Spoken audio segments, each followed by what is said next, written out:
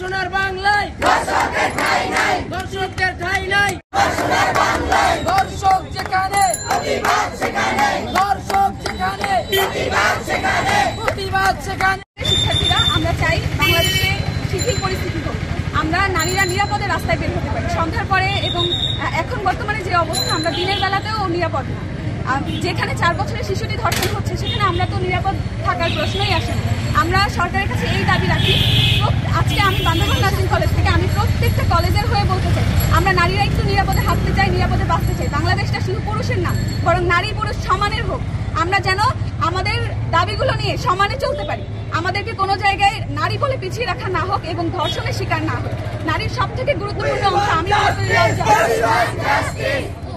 আমরা সেখান থেকে আমি প্রত্যেকটা মেয়ের হয়ে প্রতিনিধিত্ব করি। আমি জানি, আমি চাই আমরা নিরাপদে রাস্তায় হাঁটবো, নিরাপদে বাঁচবো, নিরাপদে বাংলাদেশের প্রতিনিধিত্ব করবো। আমরা বাংলাদেশের প্রতিনিধি, বাংলাদেশের নাগরিক। ধর্ষকের ফাঁসি চাই, ধর্ষকের বিচার আমরা খুব গুরুতরভাবে খুব তাড়াতাড়ি চাই। 190 দিন 180 দিনে কোনোভাবেই বিচার করার মতো উপযুক্ত সময় নেই। আমার মনে হয় প্রত্যেকটা অ্যালিগেশন এবং এভিডেন্স আছে, সেখানে 24 ঘন্টার মধ্যে আমরা বিচার চাই। ধর্ষকের বিচার 24 ঘন্টার মধ্যে হবে। আমরা প্রত্যেকটা এখানে আসিয়া, তুমি কে আমি কে, আমরা আসিয়ার হয়ে পর্যন্ত নিরাপদ না।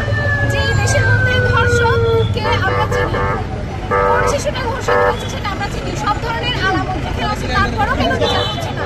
আমরা এই ধর্ষকদের বিচার চাই, 24 ঘন্টার মধ্যে ওদের দৃষ্টান্তমূলক শাস্তি চাই।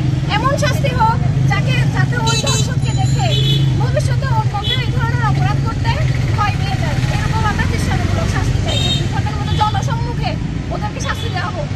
পুরুষের কারণে আজ আমাদের নারী সমাজ আতঙ্কিত, তারা রাস্তায় বের হতে ভয় পায়। আমরা আমাদের অবস্থান থেকে আমরা এটা পরিষ্কার করতে চাই যে 24 ঘন্টার মধ্যে ধর্ষকের শাস্তি নিশ্চিত করতে হবে।